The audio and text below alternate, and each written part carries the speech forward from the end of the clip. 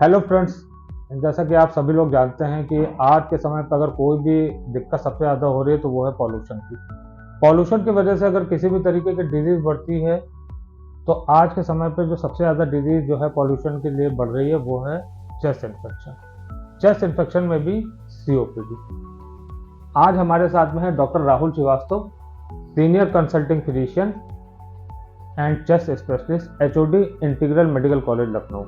Sir, आज हम आपसे ये डिस्कस करेंगे सर कि क्या सीओपीडी की क्या भ्रांतियां हैं और मतलब उनमें लोग आप बताइए हमारे दर्शकों को कि उन भ्रांतियों का निवारण कैसे किया जा सकता है।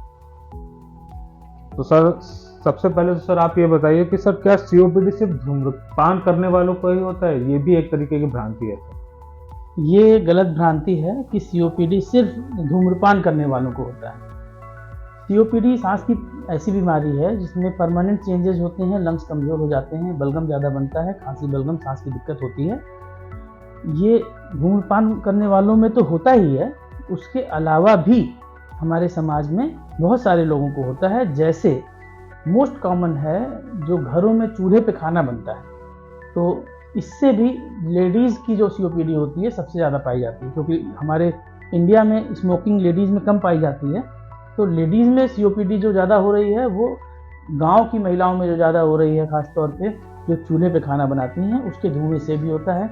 घरों में अगरबत्ती का प्रयोग, मॉर्टिन, ये जो आपके आते हैं मॉस्किटो कॉइल्स आते हैं, इनके धुएं से, ये इंडोर पॉल्यूशन कहते हैं इसको, इनके धुएं से भी सीओपीडी हो जाता है।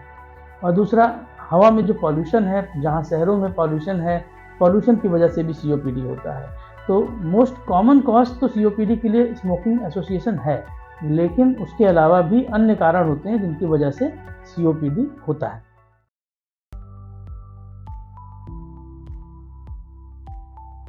अच्छा सर, एक भ्रांति ये भी है कि जो सीओपीडी है वो सिर्फ वृद्ध लोगों को ही होता है, ऐसा भी है क्या सर? ऐसा नहीं है।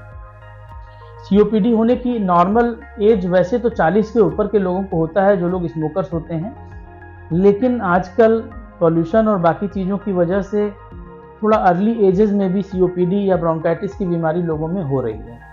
तो क्योंकि स्मोकिंग बहुत बढ़ गई है समाज में, उसकी वजह से भी अर्ली एजेस में भी लोगों को हो रही है। आमतौर पे 40 से अबव के लोगों में सीओपीडी डेवलप करती है और बढ़ती जाती है वक्त के साथ, लेकिन अर्ली एजेस में भी अब सीओपीडी के पेशेंट मिलने लगे हैं। अच्छा सर, एक सवाल ये भी है कि अगर मुझे लगातार खांसी हो रही कुछ समय तक, ये भी एक भ्रांति है कि क्या मुझे फिर सीओपीडी है?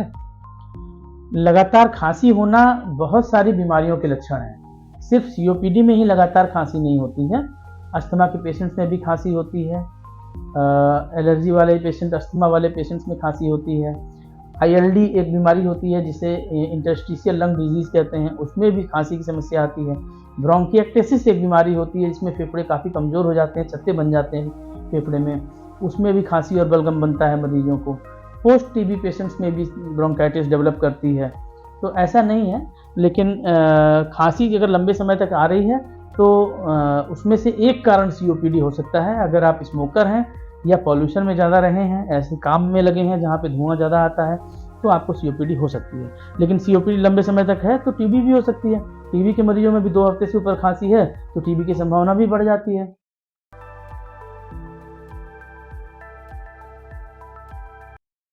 क्या सर सीओपीडी के मरीज व्यायाम नहीं कर सकते? ऐसी भी एक भ्रांति है सर। एकदम गलत है।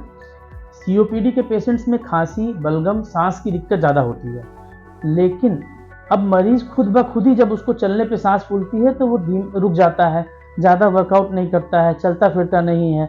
इसकी वजह से उसके शरीर की मांसपेशियां कमज़ोर होती चली जाती हैं। लेकिन सीओपीडी के मरीज को एक्सरसाइज नहीं करना चाहिए, ये एकदम ही गलत धारणा है। बल्कि सीओपीडी के मरीज को तो हम लोग पल्मोनरी रिहैबिलिटेशन की सलाह देते हैं। पल्मोनरी रिहैबिलिटेशन में मरीजों को चलना, एक्सरसाइज करना, योगा, प्राणायाम, ये उनके रेगुलर ट्रीटमेंट का पार्ट है। तो हम लोग सलाह देते हैं कि सीओपीडी के जो भी पेशेंट हैं वो रेगुलर व्यायाम करें, टहलें, ताकि उनकी दिक्कत ज़्यादा ना बढ़े और उनकी मांसपेशियां कमज़ोर ना होने पाएँ। अच्छा सर, एक बड़ी भ्रांति ये भी है कि सीओपीडी का कोई इलाज ही नहीं है। इलाज अगर कहें तो सीओपीडी का को जड़ से खत्म कर देने वाला कोई इलाज अवेलेबल नहीं है, लेकिन सीओपीडी को अच्छे से कंट्रोल किया जा सकता है, ब्रोंकाइटिस को अच्छे से कंट्रोल किया जा सकता है।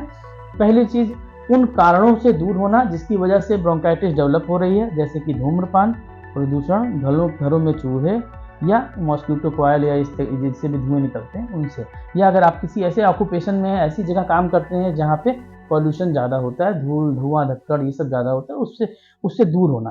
पहला इलाज तो यही है कि उनसे दूर होना है। दूसरा, दवाइयों के रेगुलर सेवन और व्यायाम और डॉक्टर की सलाह पर ली गई इनहेलर्स की सहायता से बीमारी को कंट्रोल किया जा सकता है, ताकि आप बार बार बीमार ना पड़े, बार बार भर्ती ना होना पड़े और लंबे समय तक आपकी क्वालिटी ऑफ लाइफ अच्छी रहे।